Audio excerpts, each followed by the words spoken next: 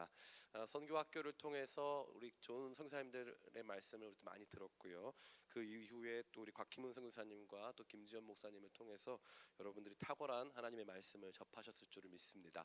특별히 제가 우리 곽 선교사님과 또 김지현 목사님을 통해서 얻는 어떤 유익과 도전은 설교 시간이 굳이 짧아야 될 필요는 없구나라는 그런 마음의 깊은 위로를 얻습니다. 그래서 오늘도 방대한 내용을 함께 다룰 텐데요.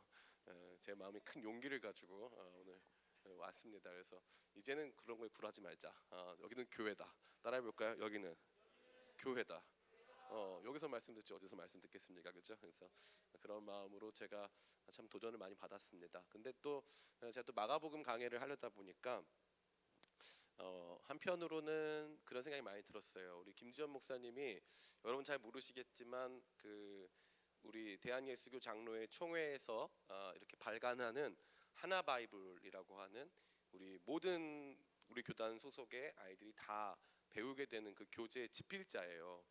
그 교재 집필자, 그러니까 우리로 치면 교과서 만드시는 분이라는 거예요. 총회에서. 그래서 목사님이 6월 달에 굉장히 바빠요. 6월부터 7월까지. 왜냐하면은 전국에 있는 노회에서 이제 여름에 어떻게 사역해야 되느냐를 알려주러 이제 강의하러 계속 가셔야 되기 때문에 그 목사님이 이제 어떻게 보면은 권위자예요, 권위자. 그리고 뭐 학부도 4년짜리 학교를 3년 만에 수석으로 마치고 신대원도 수석으로 마치고 이게 보통 일이 아니에요. 요즘에 신대원이 좀 많이 낮아졌지만 저 때가 엄청 셌고 목사님 때는 좀 그나마 쉬웠어요. 그러나 어쨌건 어쨌건 들어가기도 어려운 학교였는데 그 당시에는 우리 때는 내 앞에서 시험 보던 분이 신대원 들어오려고 구수했어요. 구수. 믿어지세요? 제 바로 앞에 있던 분이 그 다음에 들어오셨어요. 그분은. 근데 지금은 전혀 그런 분위기는 아니지만 어쨌건 이제 그런 학교에서 목사님 굉장히 탁월하게 공부하신 분인데 제가 보니까 이 마가복음 강해를 또 목사님이 지난주에 또 굉장히 잘해주셨어요. 그래서 마가복음 강해 제가 해도 그렇게 더 잘할 수는 없겠다 하는 만큼 목사님 너무 잘 말씀 전해주셨는데 그냥 김지현 목사님이 마가복음 끝까지 하고 저는 사도행전 같은 걸로 하면 어떨까라는 생각도 잠시 해보았습니다. 그러나 그럼에도 불구하고 하나님께서 저에게 또 이런 중간중간의 부분들을 맡겨주신 이유가 있을 것 같다라는 생각을 가지고 여러분에게 다시 한번 이 마가복음 12장 목사님 지난주에 11장 하셨으니까 이제 12장의 말씀을 함께 같이 생각해 보고자 합니다. 제가 마가복음을 강해하면서 여러분에게 줄 수 있는 것은 무엇일까 고민을 많이 해봤는데 성경 해석의 기초를 제공할 수 있는 것 같아요. 성경 해석을 할 때 굉장히 중요한 기초가 있는데 많은 사람들이 그 기초를 상실하였기 때문에 두 가지가 문제인데 하나는 비진리에 빠지고 그러니까 비진리, 완전한 비진리, 심지어 이단에 빠지는 거예요. 성경 말씀 제대로 이해를 못해서 이단에 빠지거나 두 번째는 제대로 이해를 못해서 유익을 누리지 못하거나 둘 중 하나예요. 둘 중 하나. 그러니까 제가 고민을 많이 하다가 여러분들에게 이 성경 해석의 가장 기초적인 것들을 가르쳐 줘야 되겠다. 그럼 성경 해석의 가장 기초적인 게 뭘까요? 따라해 볼까요? 전체와 부분. 전체와 부분 이게 제일 중요한 거예요. 이건 모든 해석학에 있어서 마찬가지예요. 그림을 볼 때라던가 영화를 볼 때라던가 문학 작품을 대할 때라던가 모든 것을 우리가 쉽게 그냥 단편적으로 한 번에 후루룩 알아버리는 수준이 아닌 것들은 언제나 해석이 필요하거든요. 그 해석을 할 때는 뭐 법률이 됐든지 뭐가 됐든지 해석을 할 때는 전체와 부분의 상호작용이 필요한 거예요. 전체와 부분의 상호작용. 이걸 모르고 성경 해석을 하니까 누가 조금 브릴리언트한 성경 해석을 보여주면 오 이렇게 되는 거예요. 이게 과연 전체와 얼마만큼 일맥상통하는가를 파악하지 못하는 거죠. 그러니까 한마디로 마가복음을 우리가 본다. 그럼 마가복음 전체의 주제를 한번 생각해 보는 거예요. 그리고 나서 그 주제가 오늘 이 말씀 속에 어떻게 투영되어 있는가를 살펴보죠. 그러면은 그 주제 때문에 그 주제의 빛이 오늘 말씀을 딱 비춰주면서 오늘 말씀의 뜻을 명확하게 해주고 풍성하게 해주죠. 그러면 오늘 우리가 읽은 건 한 부분이니까 이 부분이 명확해지면 다시 이 부분이 전체를 강화하는 형태로 의미가 확정되고 분명케 되고 풍성케 된다 이 말이에요. 그러니까 성경을 읽을 때 전체와 부분의 상관관계를 모르면 성경 읽기에 실패했다고 할 수 있어요. 저는 요즘에 제가 새로운 사명감을 갖고 있는 게 있어요. 그것은 성경 문맹 박멸. 야 어렵다 그죠? 성경 문맹 죄송합니다. 예.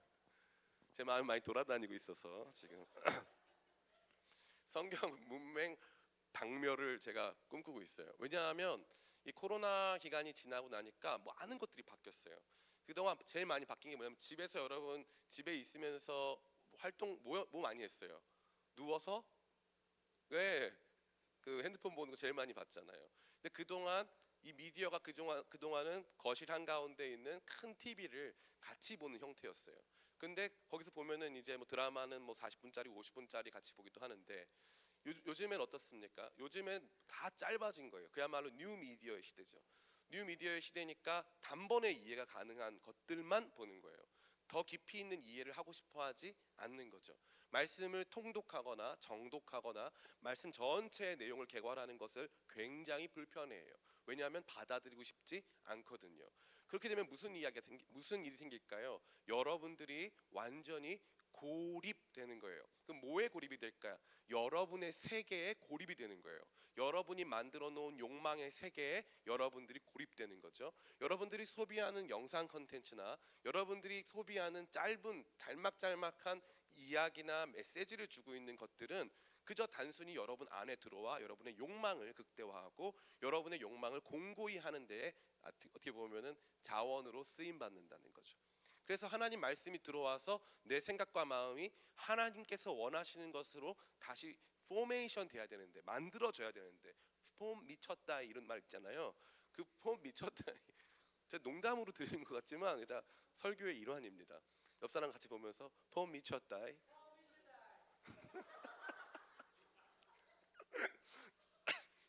너야말로 뭐 굉장히 원래 근데 요즘 미친 건 아니고 계속 미쳤기 때문에 예. 그 폼이 진짜 폼이잖아요. 그 형태란 말이에요. 형태가 생기는 거예요. 근데 우리가 바깥에 있는 것들로 영향을 받아서 형태가 생겨야 되는데 우리 내부에 있는 욕망이 우리 삶의 형태를 만들어요. 그러면 어떻게 사는 거예요? 사는 대로 사는 거예요. 하고 싶은 대로 사는 거죠. 제일 비참한 삶이에요. 살아야 할 삶이 아니라 살고 싶은 대로 사는 거예요. 그러니까 삶의 변화도 없고 폼도 하나도 우리 안에서 이렇게 생기지 않는 그런 일이 발생하는 거죠. 그렇기 때문에 하나님 말씀을 받아들이는 것이 너무나 중요해요. 그리고 그 말씀을 받아들일 때는 하나님 말씀은 성경으로 계시되어 있잖아요. 그 어떤 설교자도 성경보다 위대한 설교자는 존재하지 않습니다. 성경보다 위대한 설교자는 존재하지 않아요. 메시지보다 위대한 메신저는 존재하지 않습니다. 여러분 잘 아셔야 돼요. 여러분이 그 메시저, 그 심지어 저라고 할지라도 이 제가 한 말일까요? 아니에요. 사도 바울이 한 말이에요. 갈라디아서에 보면은 사도 바울이 뭐라고 말하냐면은 내가 전한 복음 외에 다른 복음을 전한다면 그게 설마 나라고 할지라도 저주를 받아야 한다라고 되어 있어요. 내가 전한 복음이면 내 복음이잖아요. 내가 전했잖아요. 사도 바울은 아니라는 거예요. 이건 나는 그냥 통로에 불과했던 것이지 이 권위, 오소리티는 누구한테 있다? 메신저한테 있는 게 아니라 메시지에 있다 이 말이에요. 메시지. 이게 진짜 중요한 거예요. 그거를 여러분들이 제대로 알고 이해하면서부터 신앙생활이 달라지는 거예요. 최근에 어떤 한 노 철학자분이 한 분 계신데 아주 신실하신 기독교 신자이시자 또 아주 철학 선생님으로 유명한 분이죠. 뭐 지금 TV를 틀거나 뭐 유튜브를 봐도 아주 이 100세 이상 사신 분이기 때문에 많은 지혜를 주시는 것으로 알려져 있어요. 근데 이분이 뭐라고 말하냐면 종교 서적을 이제 판매하잖아요. 교보문고나 뭐 알라딘이나 이런 데서. 그러면 종교 서적 중에 요즘은 거의 안 그런데 원래 기독교 서적이 원래 잘 팔려요. 훨씬 많이 팔립니다. 근데 간혹 가다가 메가히트를 하는 엄청난 책이 나와요. 뭐 무소유라든가 뭐 물은 물이요 사는 산이요 물은 물이로다 이런 책 같은 경우는 정말 수십만 권이 팔리거든요. 그러면 이제 뭐 그거랑 비슷한 책들이 뭐 알랑드 보통의 뭐 이런 책들 그런 책들이 이제 팔린단 말이죠. 그러면 왜 기독교 서적은 그렇게 메가히트가 안 나오냐 이거죠. 예? 그렇게 밀리언셀러가 안 나오냐 이거죠. 그 이야기를 하면서 뭐라고 하냐면 그렇게 잘 팔리는 불교 서적 천주교 서적 이런 거는 이혜인 수녀님 시집 이런 거는 인생을 말해주는데 기독교 서적은 자꾸 교리를 말하더라. 그러니까 사람들이 안 산다라고 말하는 거예요. 이 말이 맞을까요? 틀릴까요? 그 말은 일면 맞아요. 그래서 안 사는 건 맞아요. 그러면 반드시 사람들이 다 사야만 하나요? 그렇지 않아요. 우리 기독교 신자들이 갖는 것은 세상 모든 사람들이 같이 공유할 수 있는 보편적 인생에 대한 이야기가 아니에요. 우리는 매우 십자가와 부활이라고 하는 매우 특수한, 전 세계 그 어떠한 종교에도 그 흔적조차 볼 수 없는 십자가와 부활이라고 하는 그야말로 익스클루시브한, 그야말로 독단적이고 그야말로 완전히 독보적인 복음을 갖고 있어요. 그래서 그 복음으로 우리의 생각과 마음을 완전히 변화시키지 않으면 우리는 날마다 세상에서 내가 욕망하는 것을 더 얻고자 애쓰는 존재로 전락하는 거예요. 그러니까 더 중요한 것은 들어줄 만한 이야기가 아니에요. 내가 들어야 할 이야기죠. 내가 들어야 할 이야기가 훨씬 중요한 거예요. 근데 그거를 하나님 어떻게 주셨다? 성경의 형태로 주셨다.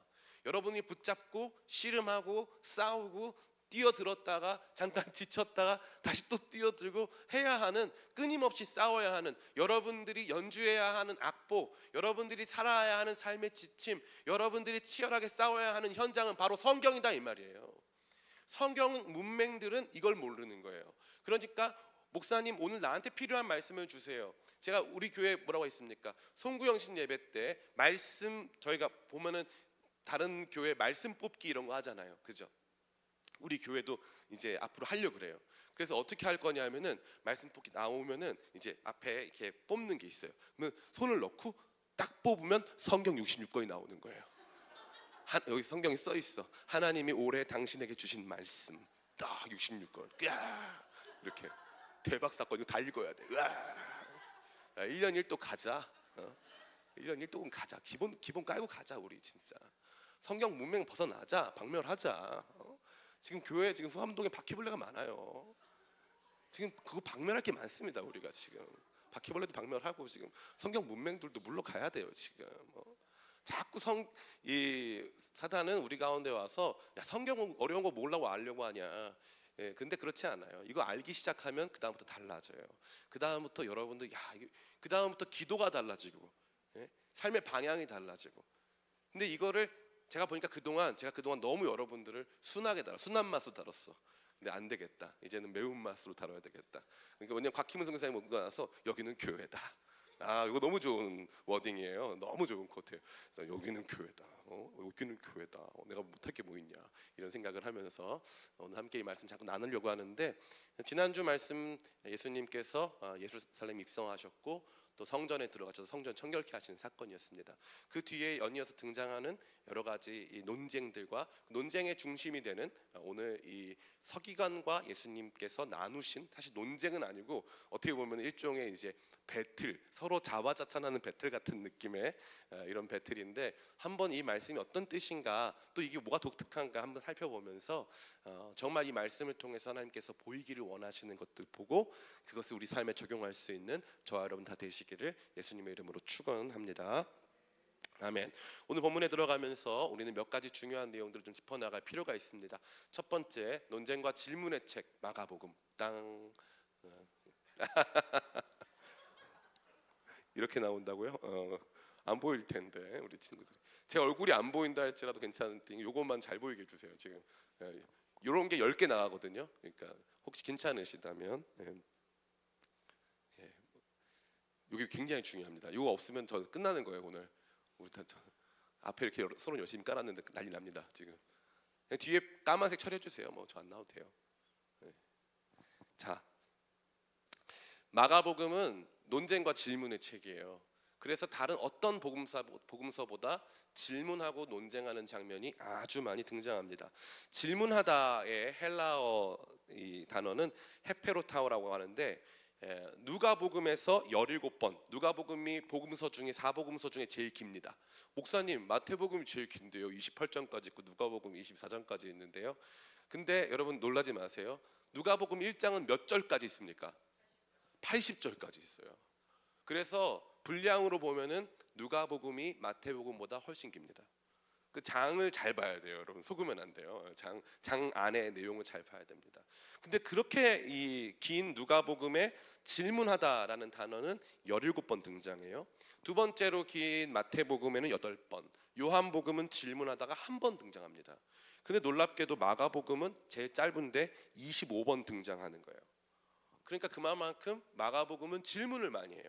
이 질문은 예수님이 다른 사람한테 할 때도 있고 사람들이 예수님한테 할 때도 있어요. 어쨌건 이 질문이 왔다 갔다 하는 거죠. 또 논쟁하다라는 쉬제테오라는 건데, 이 쉬는 여기 보면 건반 있잖아요. 저거 뭐라고 해요? 이 신디사이저라고 하잖아요. 그러면 앞에 보면 SYN 써 있죠. 신 붙어 있죠. 이거는 이제 합치다는 뜻이에요. 합치다. 그런데 여기 보면은 제테오는 막 테이크하다는 거거든요. 막 취하다, 시크, 막 이렇게 구하고 찾고 막 간절히 막 뭔가를 취하는 그런 동작을 보여준단 말인데, 서로가 서로에게 막 무언가를 취하는 모습을 담고 있는 거예요. 이 논쟁하다는 마태복음, 요한복음에는 0번 등장해요. 누가복음, 제일 긴 누가복음에는 2번 등장합니다. 근데 마가복음만 6번 등장하는 거죠.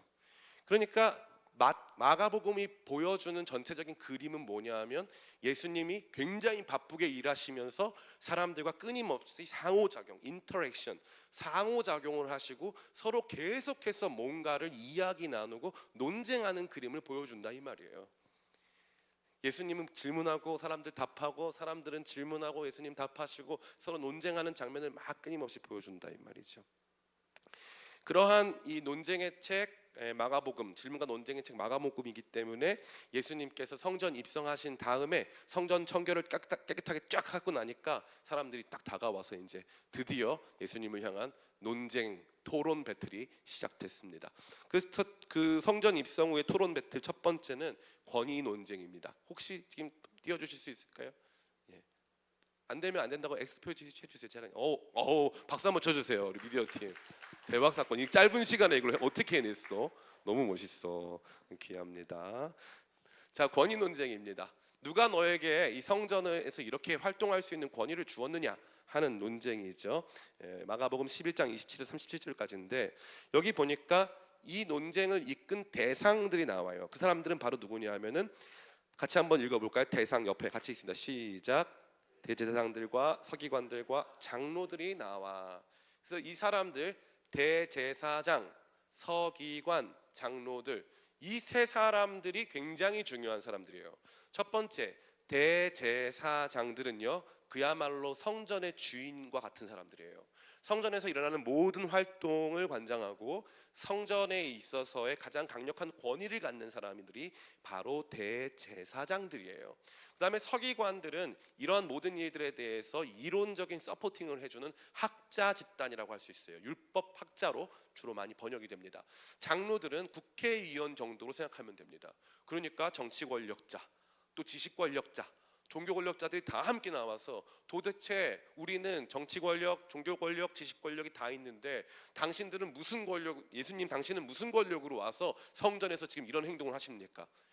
정권도 우리한테 있고, 종권, 종교적 권력도 우리한테 있고, 지식에 대한 권력도 우리한테 있는데 왜 예수님 당신이 와가지고 성전에서 감나라 콩나라 하고 지금 여기에서 지금 사람들 몰아내고 왜 그렇습니까?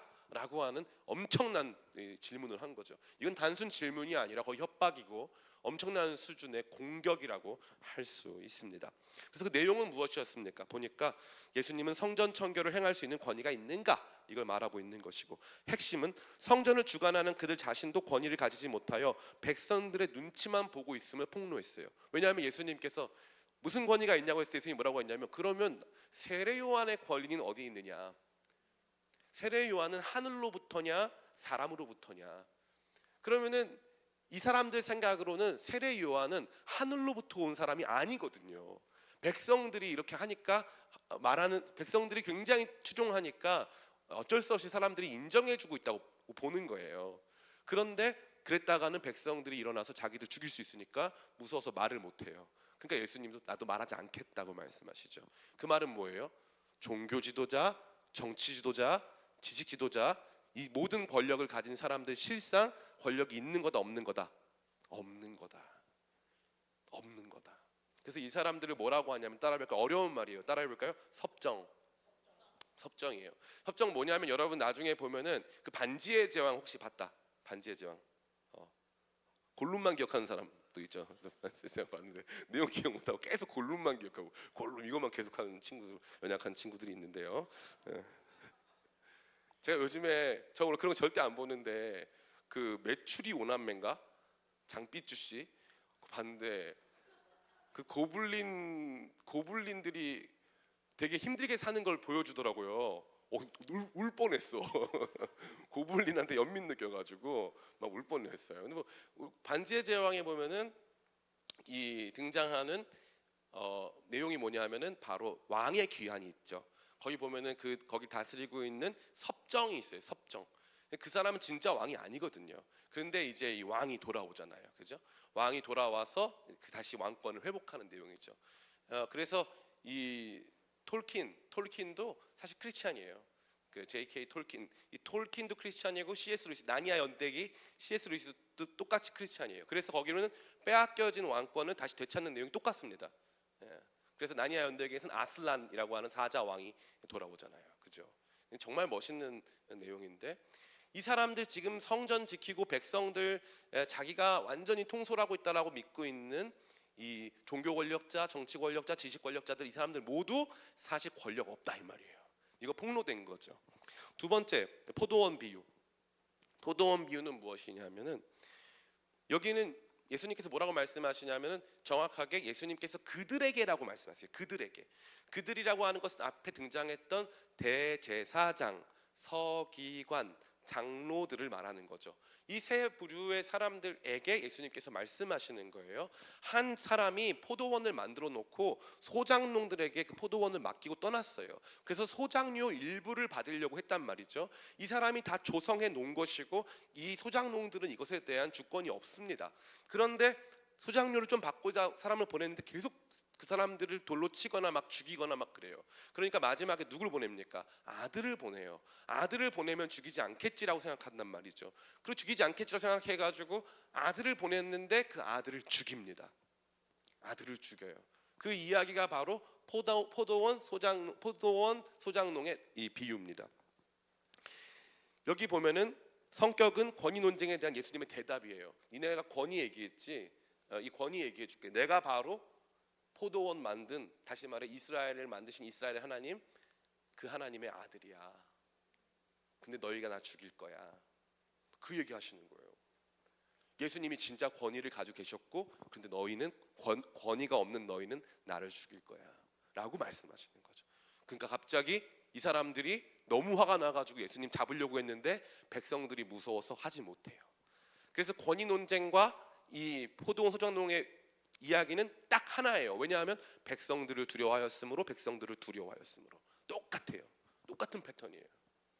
이들은 백성들을 두려워하는 가짜 왕들이라 이 말이죠. 종교 권력, 정치 권력, 지식 권력 모두를 잡고 있지만 백성들 두려워서 아무것도 못하는 가짜 왕들이라 이 말이에요. 그리고 나서 가이사 세금 논쟁이 펼쳐집니다. 가이사 세금 논쟁은 또 재밌는 게 있어요. 여기 보면 어떤 거냐면요, 진짜 쇼미더머니 같은 거예요. 그래서 보면은 대제사장, 장로들, 서기관 나왔잖아요. 그 다음부터 다른 팀 또 옵니다. 얘네는 한번 졌잖아요. 그럼 다른 팀은 뭐예요? 여기 보면은 가이사 세금 논쟁 보면요, 대상 같이 한번 읽어볼까요? 옆에 시작. 바리새인과 헤롯 땅 중에서 사람을 보내매. 부활 논쟁. 다음 거 한번 볼 수 있나요? 부활 논쟁. 예. 부활 논쟁 나왔네요. 여기 대상은 누굽니까? 시작. 부활이 없다는 사두개인들이 예수께 와서 이제는 그 멤버가 바뀌는 거예요. 예수님이 이기셨으니까 다음 라운드에서는 이제 바리새인과 헤롯 땅, 바리새인과 헤롯 땅 한번 쫙 바로 밟아주니까 그 다음에 사두개인, 컴온 해가지고 계속 이제 배틀해가지고 계속 밟아 나가는 거예요, 예수님이. 그러니까 그 당시에 이 예루살렘을 중심으로 한 종교, 이 정치, 지식, 이 모든 것의 지도자들이 예수님께 나와서 지금 배틀하는 거예요. 그래서 이 논쟁 굉장히 재밌는 논쟁들이에요. 자세히 알아가면 성경 문맥을 벗어나면 너무너무 흥미진진하고 예수님께서 다뤄가시는 모든 내용들이 아주 흥미로운 내용인 것을 우리가 볼 수 있는 것이죠. 그래서 이 사람들은 또 헤롯 땅이잖아요. 헤롯은 친로마 성향의 사람들이에요. 친로마 성향. 왜냐하면 헤롯 스스로가 자기가 이제 이 헤롯 일가 스스로가 로마 정부에 굴종해가지고 정부에 굴종해서 이 유대인의 왕이라고 하는 타이틀을 얻은 사람들이거든요. 그러니까 굉장히 로마 정부에는 호의적이었던 사람들이 이 헤롯 당입니다. 헤롯 당. 로마 제국은 나중에 여러분 저랑 같이 튀르키예도 가보고 하면 너무 재밌겠는데, 로마 제국은 굉장히 재밌는 제국이에요. 로마 제국은 굉장히 유화적이고 굉장히 포용적인 정책을 많이 펼쳤어요. 그래서 시민권도 많이 나눠주고, 그리고 각 국가의 이런 것들을 많이 뭐라고 합니까? 존중해 줬어요.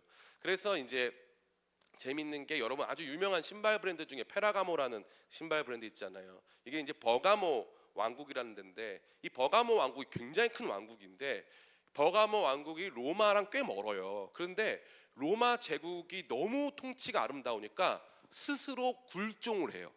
스스로 굴종을 해서 로마 제국의 일원이 돼요. 그냥 그 정도로. 그러니까 이게 로마 제국의 모습은 하나님 나라의 어떻게 보면은요, 그림자 같은 거예요. 그림자.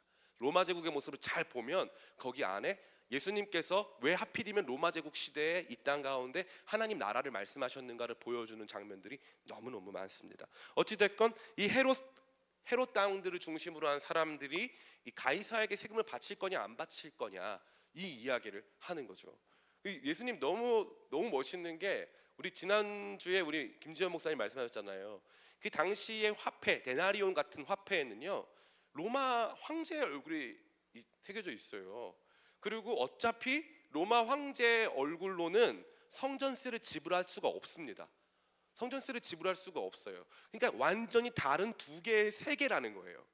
세속적인 시스템과 영적 시스템, 완전히 다른 두 개의 시스템이 원래 존재하고 있던 거예요. 예수님 우리가 가이사한테 세금 내는 게 옳습니까? 라고 물어봤더니, 지금 그 당시에 통용되고 있는 모든 화폐에 가이사 얼굴이 들어있다는 거잖아요. 한마디로 로마 경제권이라는 거예요. 로마 정부가 깔아놓은 도로 쓸 거고, 로마 군대에 의해서 보호받고 있지 않느냐. 그래서 가이사의 것은 가이사한테 주고 하나님의 것은 하나님께 드려라. 무릎을 치는 거죠. 왜냐하면 성전에서는 아예 그 동전을 쓰지 않거든요. 성전 화폐는 세겔이라고 달라요. 그러니까 완전히 다른 두 개의 시스템을 딱 보여주시는 거예요. 와, 무릎을 치는 거죠. 예수님 안 당하세요. 너무 멋있어. 그래서 논쟁과 질문의 책 마가복음은요, 이 내용들을 더 길게 다루어주는 특성이 있어요. 얼마나 예수님 탁월한지 몰라요. 그다음에 부활 논쟁. 이 사람들은 사두개인들입니다. 이 사람들은 고대 현대인이라는 별명을 갖고 있어요. 그래서 고대 사회의 사람들이지만 굉장히 현대적인 마인드를 갖고 있는 사람들이었어요. 그래서 이 사람들은 성경을 안 믿습니다. 딱 모세 오경까지만 읽고 그 뒤에 예언서도 안 믿고 아무것도 안 믿어요. 천사도 없고 천국도 없고 지옥도 없다고 믿는 사람들이 사두개인들이에요. 근데 이 사람들이 예수님한테 예수님 조롱하려고, 누가 죽었는데 남편이 있었는데, 남편이 여러 명이었는데 누구 와이프 되냐, 그건 무슨 뜻입니까? 내세에 대해서 그게 얼마나 웃긴 거냐, 내세라는 시스템 자체가 얼마나 말이 안 되냐, 거기 가면 얼마나 난리가 나겠냐, 그런 시스템 만들어 놓는 것 자체가 너무 넌센스 아니냐, 이런 얘기를 하고 있는 거죠. 예수님께서 기가 막혀요. 하나님이 뭐라고 하셨냐? 내가 아브라함과 이삭과 야곱의 하나님이다. 모세에게 나타나셔서 자기를 소개하실 때. 근데 모세가 있을 때는 이미 아브라함과 이삭과 야곱은 죽었어요, 안 죽었어요? 죽었어요. 그리고 나서 뭐라고 하는 거예요? 하나님은 산자들의 하나님이다. 그 말은 아브라함과 이삭과 야곱이 지금 살아있다, 죽어있다? 살아있다. 그러면 이 사람들이 반박해야죠. 아니에요, 죽었어요.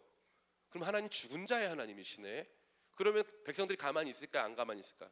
안 가만히 있죠. 백성들은 그렇게 안 믿거든요. 모든 자유주의 신학자들의 패단이 바로 거기에 있어요. 평신도들은 그렇게 안 믿는데 자기들만 이상한 거 믿고 있고, 그거 사람들한테 강요합니다. 대표적인 게 WCC 같은데요. WCC 운동이 그걸 아주 뭐라고 할까요? 그냥 적나라하게 보여준다고 할 수 있습니다. 그래서 오늘날 한국이 그 WCC를 가장 원래 옹호하고 많이 도와주던 국가 중에 하나였어요. 근데 지금은 해당 교단에서도 지금 퇴출 위기를 맞이하고 있는 거죠. 참 안타까운 일이 아닐 수 없습니다. 어쨌건 내용을 같이 살펴볼까요? 내용 보면은 예수님의 영적 세계관의 허구성을 폭로하였으나 그들이 믿는 모세오경 말씀을 근거로 완전 반박당해서 완전히 찌그러지는 내용이 바로 이 부활 논쟁입니다. 그리고 등장하는 다섯 번째 논쟁이 바로 계명 논쟁이에요. 그래서 여기 계명 논쟁은 오늘 본문의 말씀인데 여기는 이제 드디어 서기관이라고 하는 이 종류의 사람이 등장합니다. 이 서기관 이 사람이 나와서 예수님께서 말씀 잘하셨다고 막 고백하고 막 선포하고 예수님한테 가장 으뜸되는 이 저기 뭡니까? 계명이 무엇입니까? 유대인들 계명이 몇 개인 줄 아세요? 유대인들 계명 나 안다. 몇 개일 것 같아요? 자, 여러분들이 한번 외쳐볼까요? 예수님 계명 500개보다 많을 것 같다. 예수님의 계명이 아니라 유대인들이 믿는 그 율법 500개보다 많을 것 같다. 맞아요. 600개보다 많을 것 같다. 예, 맞아요. 더 안 할게요. 613개. 이거 그냥 여러분 상식이에요, 상식. 이스라엘 지금도 마찬가지예요. 유대인의 계명은 613개예요. 365라고 하는 날짜에다가 248을 합쳐서 만들어요. 그래서 613개의 율법이 있어요. 그러면 그 율법 중에 뭐가 제일 중요합니까? 뭐가 제일 첫 번째 계명입니까? 예수님께서는 첫 번째는 신명기 말씀을 토대로, 두 번째는 민수기 말씀을 토대로 예수님 말씀하시죠. 그래서 첫 번째는 레위기 말씀 토대로 말씀하시죠. 첫 번째는 주 너의 하나님을 사랑하라. 내 이웃을 내 몸같이 사랑하라. 이것이 가장 크고 중요한 계명이다라고 예수님께서 말씀해주고 있는 것입니다. 그랬더니 이 서기관이 막 신났어요. 막 신나가지고 예수님 당신 말씀이 막 옳습니다. 그렇습니다. 그것이 더 중요하고 주님께서 하나님 사랑하는 것과 이웃 사랑하는 것을 번제와 희생제물 드리는 것보다 더 사랑하십니다. 기뻐하십니다. 막 찬양하고 그랬더니 예수님께서 네가 하나님 나라에서 멀지 않도다 막 말씀하시면서 막 이렇게 둘이서 막 이렇게 얼마나 좋아하는지 저는 이런 장면 처음 보거든요.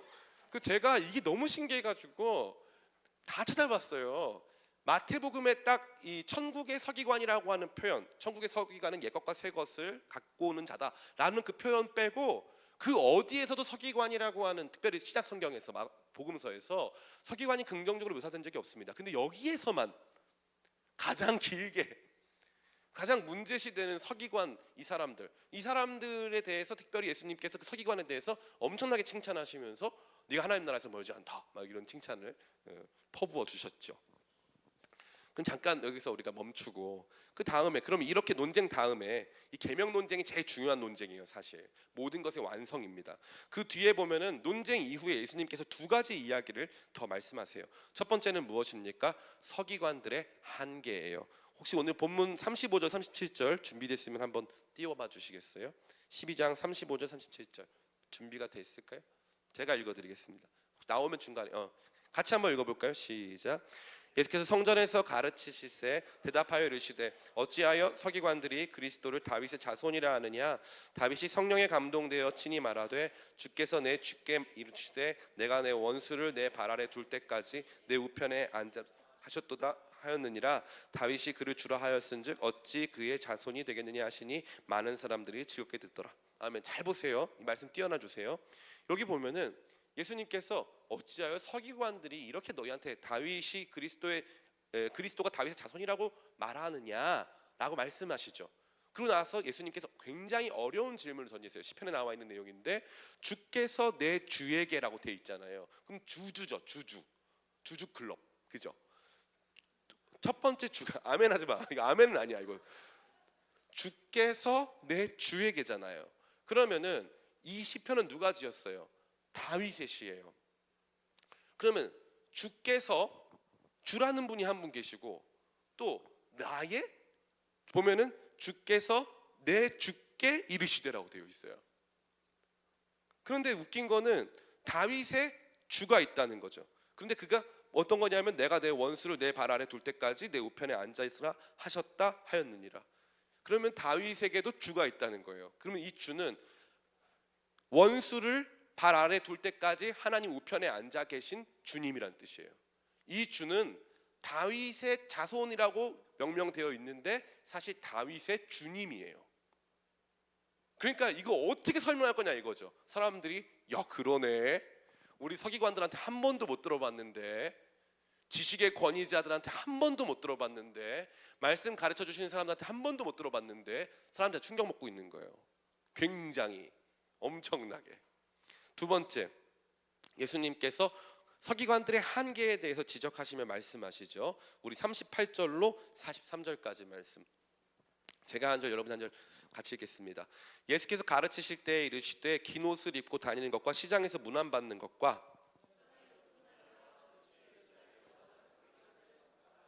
그들은 과부의 가산을 삼키며 외식으로 길게 기도하는 자니 그 받는 판결이 더욱 중하리라 하시니라.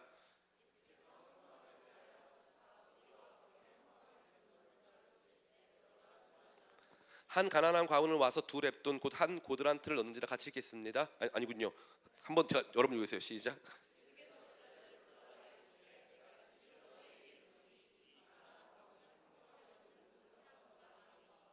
같이 읽겠습니다. 그들은 다 풍족한 중에 넣었거니와 이 과부는 가난한 중에서 자기의 모든 소유 곧 생활비 전부를 넣었느니라 하시니라. 아멘. 잘 보세요. 이거 주님께서 이 과부 칭찬하신 건 맞아요. 그 칭찬하신 건 맞는데 성경이 뭐라고 보여주고 있는지를 자세히 보세요. 여기 보면 40절에 그들은 과부의 가산을 삼키며 라고 되어 있죠. 근데 41절부터 44절까지 누가 자기의 전 재산을 넣고 있어요? 과부가 넣고 있어요. 과부가 넣고 있어요. 뭘 위해서? 이 당시에 마련된 헌금통은 뭘 위해 있었을까요? 헤롯 성전 건축을 위해 있던 거예요. 그러면 서기관들은 헤롯 성전 건축이 반드시 이루어져야 할 일이라고 가르친 거죠. 그래서 심지어 여기다 누가 넣은 거예요? 과부가, 가진 것이 없고 먹을 것이 없는 과부가 자기 가산 전 재산을 넣은 것과 똑같은 모습으로 헌금하게끔 누가 했다는 거예요? 그렇죠. 박수 한번 칩시다. 이제 좀 말이 통하는 것 같아요. 여러분도 박수치 민망하죠? 이 정도는 다 알아야 될 것 같아가지고 그동안 몰랐잖아요. 근데 사실 그잖아요. 서기관들이 이러한 일들을 자행하고 있다는 거예요. 그럼 잘 보세요. 여기서 여러분 뇌절이 와야 된단 말이에요. 왜 뇌절이 오냐 하면요, 예수님하고 지금 한 서기관하고 행복한 토론을 했어요? 적대적인 토론을 했어요? 행복한 토론을 했어요. 막 예수님이 막 서기관한테 야 네가 천국에서 멀지 않았어. 그래서 주님 좀 잘 알아보시네요. 그래서 주님 말씀 잘하신다. 막 이렇게 해가지고 막 서로 막 엄청 행복한 배틀했단 말이에요. 그 뒤에 바로 등장하는 게 뭐냐하면 서기관들, 너네 서기관들 걔네 실력 없잖아. 주께서 내 주께 이르시되 원수를 내가 짓밟을 때까지 내 보좌 우편에 있어라. 근데 어떻게 다윗이 어떻게 그리스도가 다윗의 자손이야? 아무도 대답 못하잖아요. 서기관들을 완전히 주님께서 허위화, 아무것도 아닌 존재로 만드셨죠. 그러고 나서 서기관을 삼가라라고 말씀하셨잖아요. 잘 보세요. 오늘 논쟁에 보면은 예수님의 대적자 그룹이 나오잖아요. 대제사장, 서기관, 장로들, 그 뒤에 바리새인과 헤롯 당, 그 뒤에 사두개인, 예수님과 대적하는 자기들만의 세계관을 가지고 있는 뭐 고블린, 뭐 골룸, 뭐 각종 다 나온 거잖아 지금. 근데 그 중에 서기관 하나가 예수님하고 알콩달콩 진짜 아주 다정한 하모니를 이루면서 느새 불협화음 막 만들고 예수님 안 멋져 막 이러면서 막 나왔단 말이야. 그래가지고 막 박수치고 그러다가 갑자기 걔를 디스해 예수님이. 대박 사건. 예수님 뭐 쇼미더머니 왕자시죠. 뭐 스윙스 수준이야. 막 계속 디스해. 우리는 뭐야 이거 어떻게 받아들여야 돼? 이 느낌이 든다 이거예요. 자 그러면 이걸 어떻게 받아들이면 되느냐? 아주 간단합니다.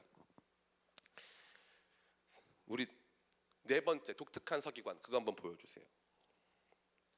일반적으로 서기관과 예수님은 적대적 관계입니다.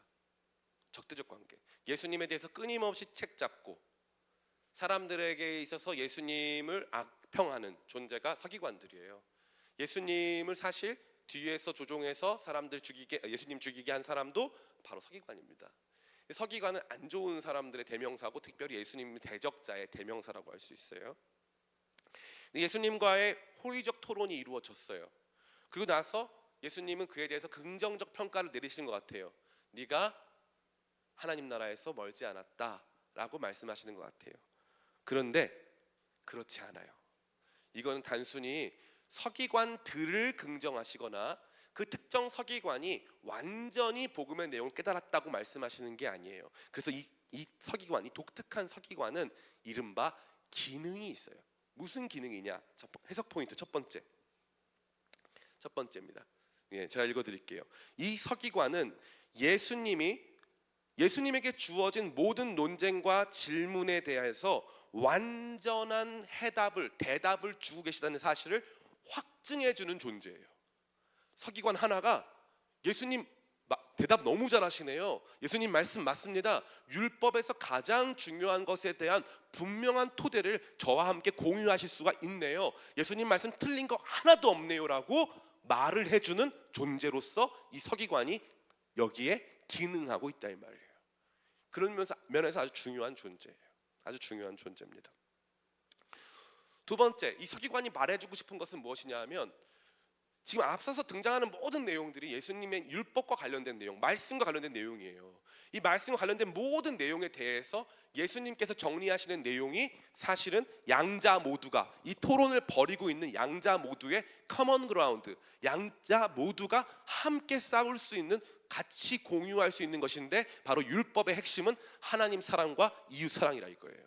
그 어떤 행위보다 제일 중요한 율법의 핵심을 이루는 포인트는 하나님 사랑, 이웃 사랑이라는 점을 확증해 주는 존재도 이 서기관이에요. 그러니까 이 서기관은 그러한 역할과 기능으로 여기에 딱 등장하고 있는 거예요. 마지막, 그렇다면 목사님, 이 서기관 긍정적인 인물이었을까요?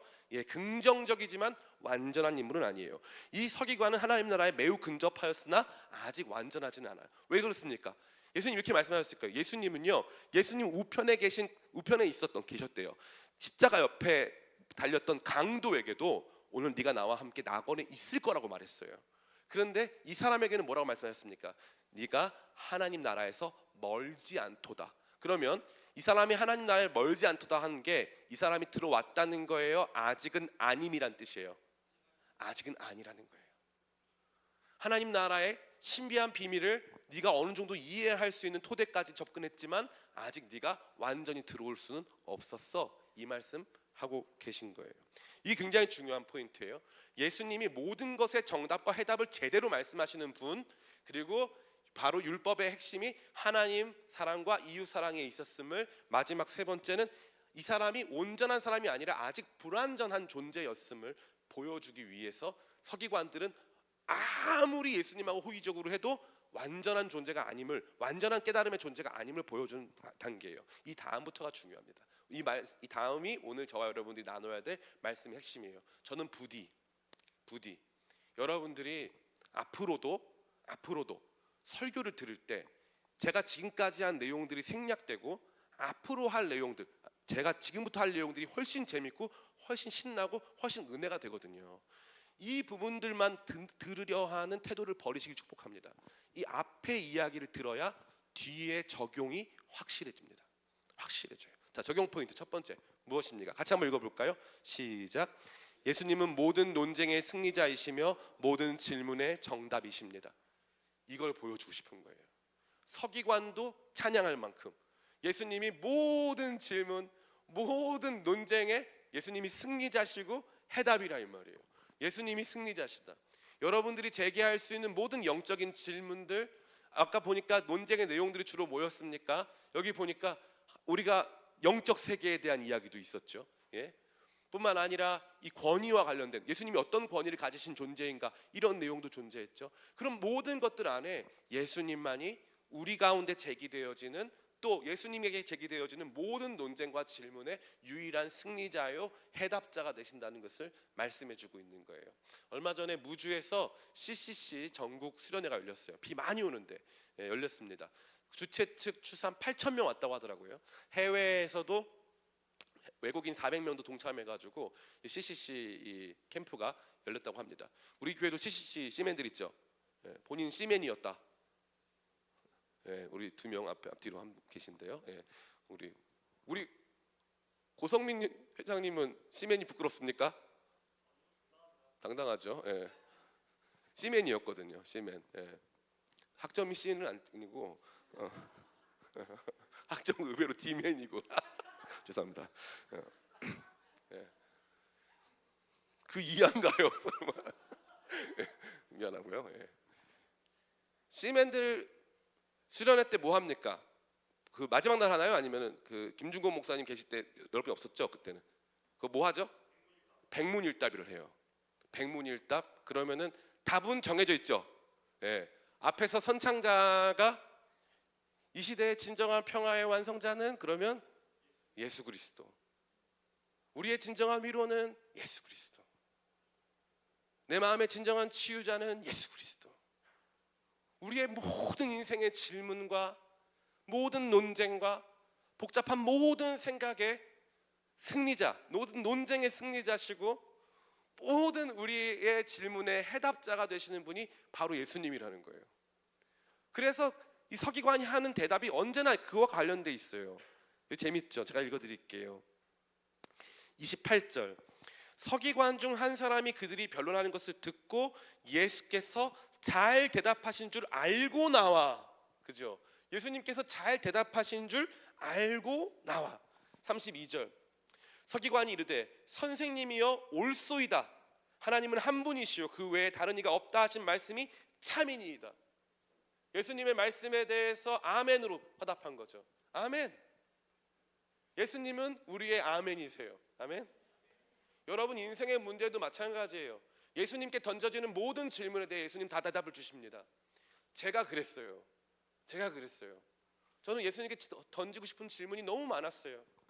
인생의 의미, 왜 이 사회 안에 이런 현상이 발생할까요? 왜 저렇게 힘없는 사람들이 죽어가야 하나요? 주님 도대체 난 어떻게 살아야 하나요?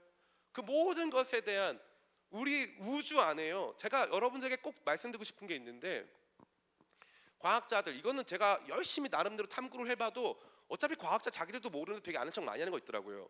그게 뭐냐 하니까 자꾸 생명체 어디 있대요. 거기 가면 목성 가면은 지금 목성의 위성에 들어가 보면 어디에 가면 유로판가 들어가면은 그 안에 엄청난 심해가 있대요. 그래서 그 바다 안에는 있을 수도 있대요.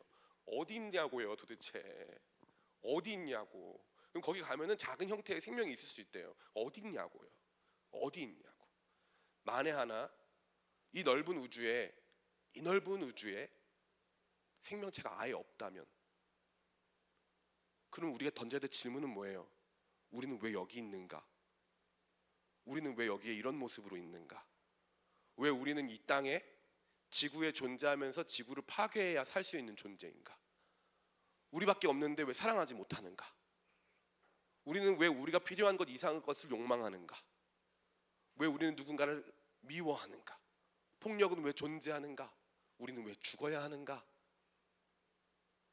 이런 것에 대한 모든 해답을 인간은 줄 수 없어요.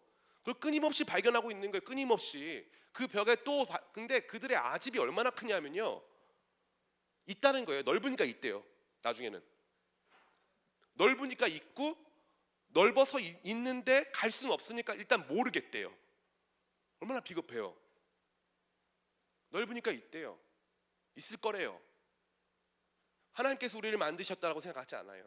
하나님 형상으로 우리를 만드셨다고 생각하지 않아요. 우리 안에 있는 거룩함과 추함이 왜 공존하는지를 설명할 수가 없어요. 빛과 어둠이 왜 있는지를 설명할 수가 없어요. 왜 우리는 한편으로 타인을 위해 우리 자신을 주고 싶어 하면서 다른 한편으로 타인을 뺏고 싶은지 설명할 수 있는 존재가 아무것도 없어요.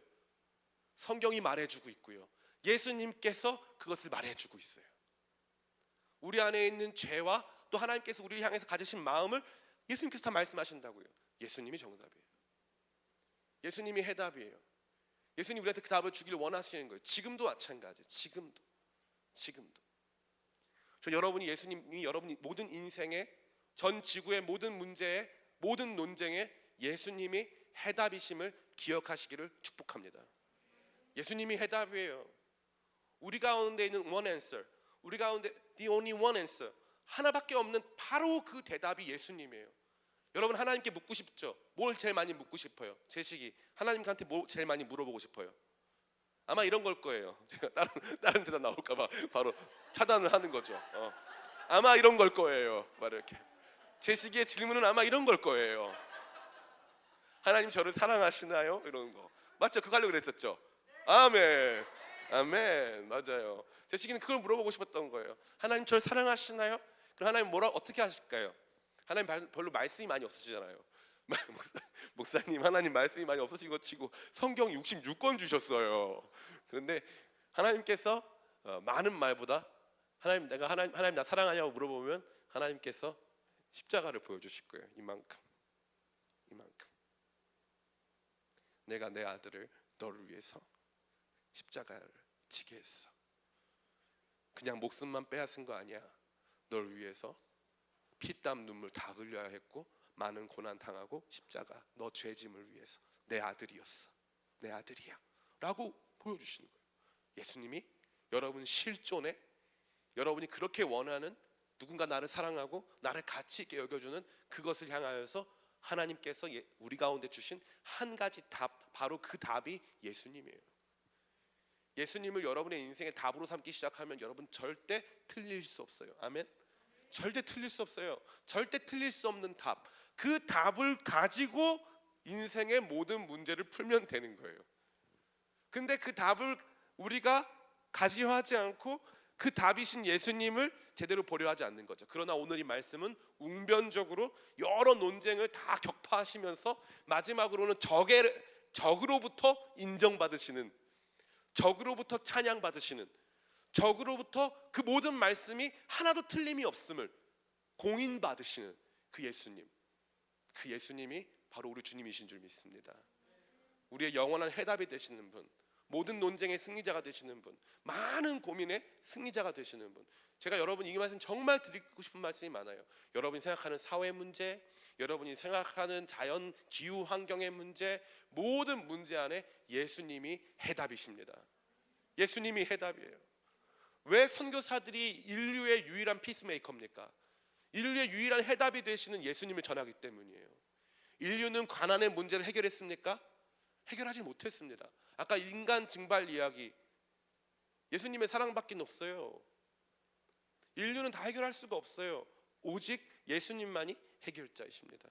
그분이 다시 오셔서 정말 저와 여러분들의 삶과 이 땅의 모든 문제들을 해결하실 그날이 곧 올 줄을 믿습니다. 두 번째입니다. 오늘 이 말씀의 적용 같이 한번 읽어봤으면 좋겠어요. 시작. 십자가만이 율법의 완성입니다. 아멘. 아까 뭐라 그랬어요? 예수님한테 무슨 질문했습니까? 서기관이 예수님의 모든 것을 공인 확증해주는 이 서기관이 질문한 질문은 예수님 당신은 613개의 율법 조문들 가운데 어떠한 율법이 가장 우선되는, 그래서 여기 보면 첫 번째 계명이라고 되어 있는데 이 첫 번째가 이 뭐라고 되어 있냐면 여러분 잘 아는, 여러분 컴퓨터 하는 지체들이나 뭐 많이 알 수 있는 프로토라고 되어 있어요. 프로토. 어떤 것이 프로토, 어떤 것이 가장 첫 번째, 가장 근원이 되는 씨앗과도 같은 형태의 아주 근본적인 형태의 계명입니까? 예수님께서 하나님을 사랑하라, 그리고 내 이웃을 내 몸같이 사랑하라. 그러면 하나님 사랑과 이웃 사랑이 만나고 있는 하나의 위대한 상징물이 있죠. 뭡니까? 그렇죠? 뭐라고요? 끝까지 발음을 해줘야 오해하지 않을 수 있습니다. 예.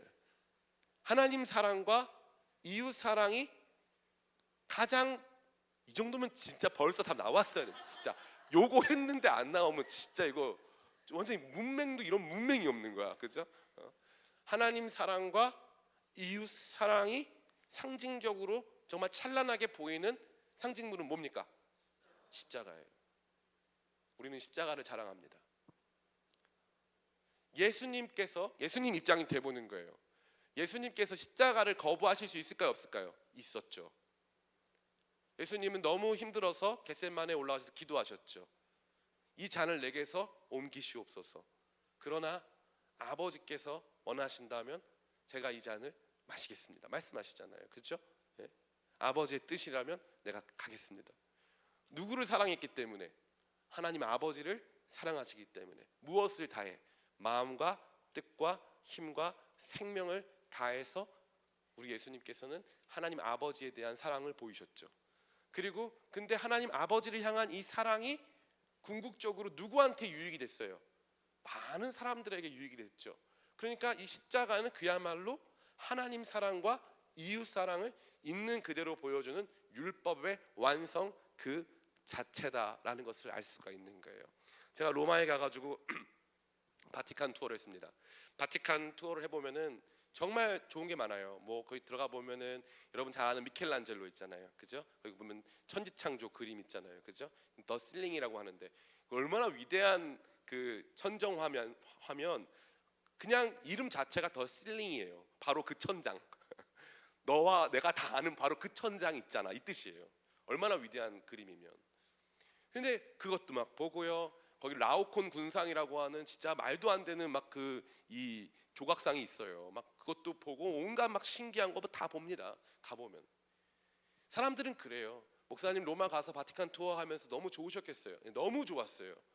뭐가 제일 좋아하는 줄 알아요? 여기 가면 진짜 미켈란젤로가 만든 그 피에타라고 그래가지고 성모 마리아가 예수님 시신을 안고 있는 정말 장엄한 그 숙연해지는 그 조각상 있거든요. 그거 막 봤어요. 대단합니다. 성 베드로 성당 있죠. 성 베드로 성당 때문에 우리 역사과 많잖아요. 역사과, 그죠? 종교개혁 기억나죠? 다 잘하자. 역사 교육과 잘하자. 교육받자. 종교개혁이 촉발된 중요한 이유가 성 베드로 성당 때문이에요. 근데 그걸 누가 지었다? 미켈란젤로가 지었다. 디자인이 미쳤어요. 그냥 미쳤어.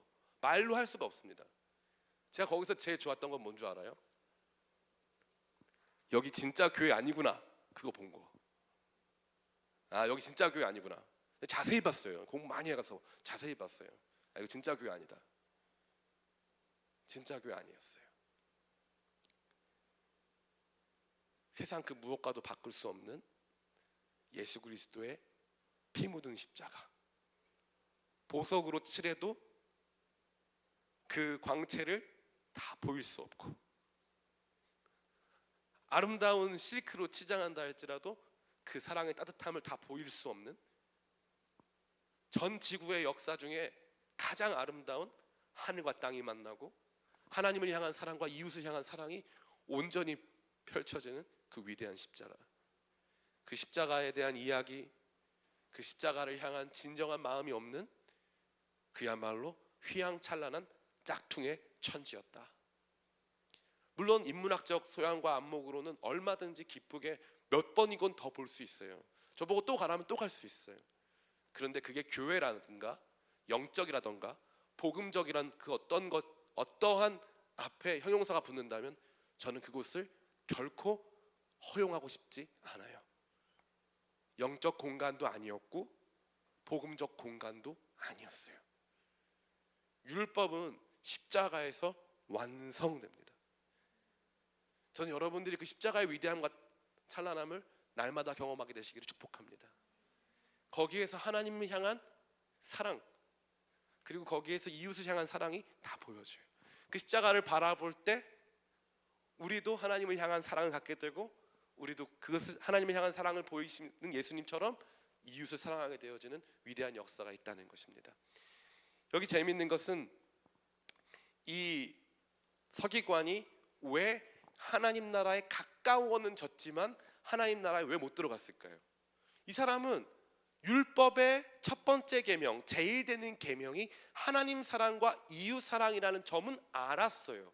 그런데 이 하나님 사랑과 이웃 사랑이 하나님의 아들 다윗의 자손 진정한 왕이 이 땅 가운데 오셔서 십자가에서 죽으심으로 하나님의 사랑과 이웃 사랑을 완전히 성취하실 것을 이 사람은, 서기관은 몰랐습니다. 그래서 예수님께서 율법에 대해서는 정통하지만 이 율법이 어떠한 방식으로 완성될지를 알지 못했던 이 서기관을 향하여 네가 하나님 나라에 가까웠다까지만 말씀하신 거예요. 이것이 유대인들의 한계, 복음 없는 율법의 한계입니다. 여러분, 십자가를 날마다 묵상하고 십자가 앞으로 가까이 나와 진정한 하나님 사랑과 이웃 사랑의 찬란한 광채가 비추는 그 영광을 체험하게 되시기를 예수님의 이름으로 축원합니다. 세 번째, 자, 참다운 제자 읽어볼까요? 시작. 참다운 제자는 예수님께 질문하고 대답하는 존재입니다. 참다운 제자는 예수님께 질문하고 대답하는 존재다 이 말이죠. 마가복음이 바로 질문과 논쟁의 책이라고 했잖아요.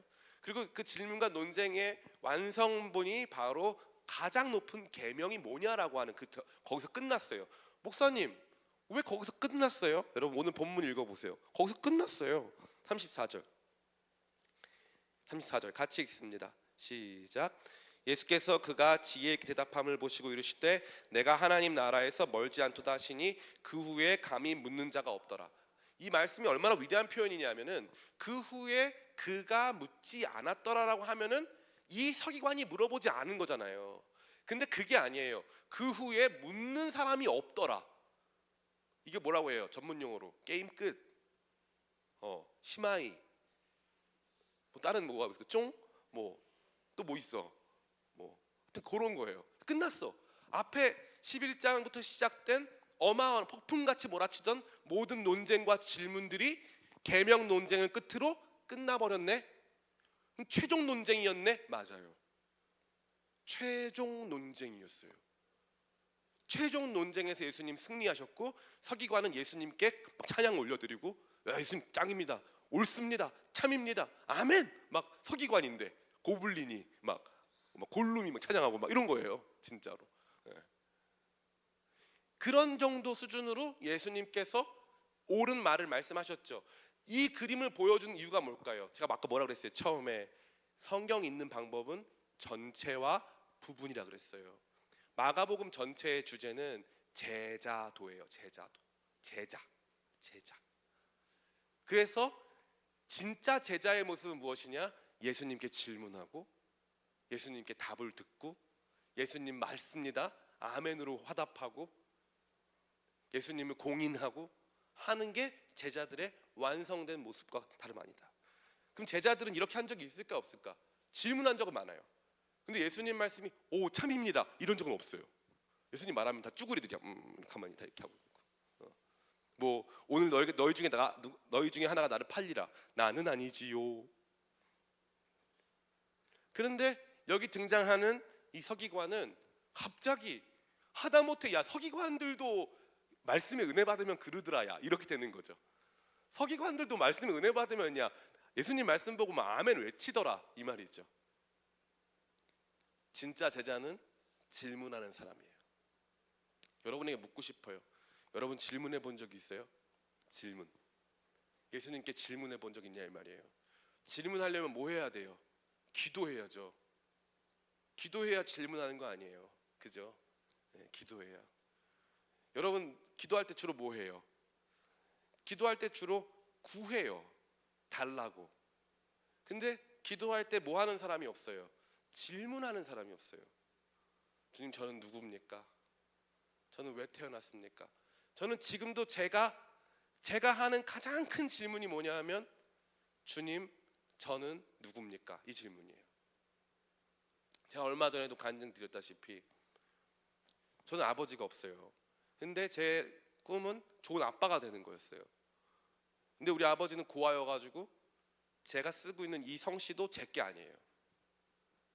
그렇기 때문에 저는 늘 뭔가 어디에 속한 존재인지를 모르는 사람 같은 느낌이 굉장히 많이 들어요. 누군가 어디이시냐고 물어보면 할 말이 없어. 그리고 막 심지어 우리 진보 이씨를 쓰는데 그러면 막 가끔 만나. 몇 대 손이냐면서 그건 잘 모르겠다고. 근데 막 같은 친척이래. 내 마음은 어떨까? 그냥 모르겠어요. 그리고 나서 제가 어릴 때부터 꿈꾼 건 좋은 아빠가 되는 거였어요. 근데 우리 아내가 이제 더 이상 아이를 가질 수가 없게 되고 우리는 아이가 없어요. 그러니까 나는 어디서 왔는지도 모르겠고 내가 끝나면 내 뒤에 남겨진 사람도 아무도 없는 존재가 되는 거죠. 수십 년을 이걸 위해서 기도했어요. 주님 저는 진짜 이런 사람이 되고 싶습니다. 좋은 아빠가 되고 싶습니다. 근데 하나님은 저에게 그거 허락하지 않으셨어요. 허락하지 않은 주님께 허락해 주세요. 뭐 제가 이제 와서 결혼을 또 할 수는 없고 그죠? 허락해 주세요를 기도하는 것보다 저한테 더 필요했던 기도가 뭐냐 하면 왜요? 왜요? 왜요? 주님, 왜 저는 왜 이런 모습으로 태어났나요? 왜요? 이 질문이 제가 지금까지 했던 모든 기도 중에 제일 진지한 기도였어요. 왜? 크리스찬으로 살아가면서요, 하나님은 절대 여러분의 삶을 문제 없이 살아갈 수 있는 진공 상태로 보내신 적이 없어요. 반드시 문제가 생겨요. 말도 안 되는 문제들이 생깁니다. 근데 문제가 뭐냐면요, 그 문제가 생긴 것보다 더 충격은 이유를 모르겠다는 거예요. 내가 죄를 지어서 그런가? 기도를 많이 안 해서 그런가? 예배 참석을 잘 안 해서 그런가? 별의별 생각 다 해요. 내가 그때 그런 죄를 지어서 그런가? 별의별 생각 다 한단 말이에요. 그런데 정작 우리가 할 수 있는 거, 질문을 안 해요. 질문을. 왜요? 주님, 왜입니까? 왜요? 어떻게 하는 게 맞습니까? 이게 옳습니까? 이래도 됩니까? 제가 여지껏 신앙생활하면서 축복을 받았을 때보다 저를 더 기쁘게 만들었던 순간은 예수 그리스도 안에서 답을 발견했을 때예요. 전 여러분들이 그걸 경험했으면 좋겠어요. 내가 왜 사느냐, 그 답을. 내가 왜 살아야 하느냐, 그 답을. 내 인생에 찾아온 수많은 문제들 속에서 하나님이 내 인생의 주인 되시고 십자가를 통해서 보이시는 영광의 광채로 우리를 인도하셔서 우리를 살게 하시는 그 길 여정이 어떠한 의미와 가치가 있는지에 대해 예수님께 질문하기 시작할 때 대부분 그 답을 언제 주시냐면, 잘 들으셔야 돼요. 기도하는데 주님 알려주세요, 알려주세요. 그럼 그때는 여러분이 말하고 있을 때는 주님이 응답이 없어요. 그러면 목사님 말하고 있을 때는 응답 없다고 했으니까 그럼 기도할 때 말하지 말아야지. 그러면 여러분 자요. 그러면 이제 깨면서 기분이 진짜 웃긴 게 한편으로는 안 좋고 한편으로는 좋아. 잤잖아. 진짜라니까. 이거 공감하는 사람 꽤 많을 걸. 진짜 꽤 많을 거예요. 기도를 막 해요. 주님 어떡합니까? 왜 그렇습니까? 막 기도를 막 하는데 이제 목사님이 너무 말 많이 하지 말라 그래가지고 그러면 잠깐 들어보자, 주님의 음성 듣자 했더니 자다가 깨. 기분 좋으면서 나쁘면서 모르겠어. 그리고 이제 다시 일상을 살아. 갑자기 주님께서 음성을 바로 그냥 나가다가 혹은 뭐 다시 돌아오다가 갑자기 막 은혜를 주시는 거예요. 갑자기. 우리 주님 약간 야성미가 있으셔. 그래서 좀 이렇게 준비된 시간 말고 막 갑자기 막 찾아오실 때가 많아. 그래서 막 말씀을 막 부어주시네요. 그때부터 막 깨닫게 되는 거야. 맞아, 이거였어. 그래, 이거야 하면서 그 다음부터 담대함이 막 생기는 거예요. 사랑하는 우리 기쁨의 교회 모든 청년 성도 여러분, 제가 여러분에게 이 말씀을 준비하면서 전하는 모든 과정에서 저는 생략하고 싶은 과정이 많았어요. 근데 제가 느낀 게 뭐냐면, 제가 청년 시절에 누구도 저에게 이렇게 설교해 주신 적이 없어요. 그래서 저는 성경 문맹자로 살다가 28살 때 저 혼자 성경 읽다가 깨달은 거예요. 그러고 나서는 성경을 중심으로 한 말씀을 전해야 된다라고 하는 확신을 가지고 여지껏까지 살았어요. 저의 모든 삶이 그거밖에 없어요. 그거밖에 없어요. 그런데 그게 제가 의지했던 유명한 어떤 목사님보다 저 자신에게 말로 할 수 없는 유익을 주고, 마치 나 스스로의 근육이 강해져서 나 혼자 충분히 운동이 가능한 사람으로 바뀌는 것처럼 엄청난 영적 활동성을 줬어요. 전 여러분들이 이것을 체험하게 되시길 간절히 축복합니다. 그래서 이 말씀이 여러분 안에서 움직이기 시작하는데, 오늘 이 말씀을 딱 읽으면서 사람들 앞에서가 아니라 여러분 자신이 갖는 엄청난 확신이 있었으면 좋겠어요. 야, 예수님 계명, 이 계명 논쟁, 예수님 논쟁, 이 모든 스토리의 마지막 최고봉이네. 여기서 끝나네. 예수님의 승리가 선포됐네. 이 율법의 완성이 십자가라는 것을 보여주셨네. 서기관들은 십자가를 모르는 이상 하나님 나라에 가까이는 왔지만 들어올 수는 없네. 십자가 너무 귀한 거네. 이게 내 인생의 해답이네. 이런 것을 여러분들 안에서 정말, 그래서 복음은 제 정의예요. 여러분의 입으로 맞아, 십자가가 복음이야, 맞아, 예수님이 해답이야, 여러분 입으로 재정의하고 여러분 입으로 동의하는 거예요. 마음으로 믿어 입으로 시인하는 거죠. 이게 복음의 역사예요. 그러니까 여러분들 오늘 이 말씀 듣고 그냥 돌아가지 말고 이 말씀 가지고 기도하고 또 집에 가서도 또 이 말씀 같이 묵상하면서 정말 예수님께서 보이고자 하시는 그 영광스러운 뜻을 분명히 발견함으로 말미암아 인생의 해답을 얻게 되시기를 예수님의 이름으로 축원합니다. 우리 잠시 같이 기도할까요? 같이 기도하는 가운데 한 가지만 놓고 기도했으면 좋겠어요. 주님, 내 안에 복음의 찬란함을 회복시켜 주시옵소서. 예수 믿고 신앙생활을 한다고 하지만 정작 다른 사람들 비나이다 하는 것과 다른 것 없는 삶을 살 때가 많이 있습니다. 주님, 나를 긍휼히 여기사 정말로 주님 안에서 복음 안에서 빛을 발견하게 하시고 삶의 문제의 해답을 보게 하여 주시옵소서. 주님께서 우리와 함께 계심을 경험하게 하시옵소서. 주님, 내 안에 복음의 능력 허락하여 달라고 우리 잠시 같이 기도하기 원합니다. 같이 기도하겠습니다. 아버지 감사합니다.